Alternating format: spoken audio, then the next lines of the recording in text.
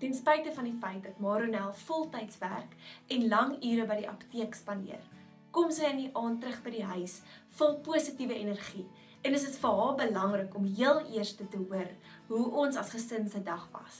Maronel is die een wat ons geleer het om groot te droom en dat ons enigiets in die lewe kan bereik.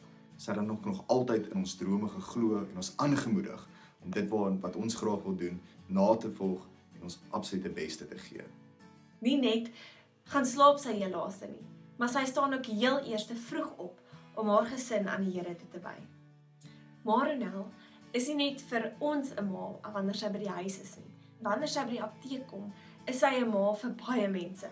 Maronel klim 1 keer 'n jaar op 'n fiets en dis vir die August fietswedren. En alhoewel sy dan dikwels glad nie geoefen het nie, maak sy dit elke keer klaar en is een van die hoogtepunte van haar jaar. Sy stel regtig belang in die lewe van haar kliënte, dit wat vir hulle lekker is en goed is, en ook wanneer hulle 'n moeilike dag gehad het, dan is ma hulle ma.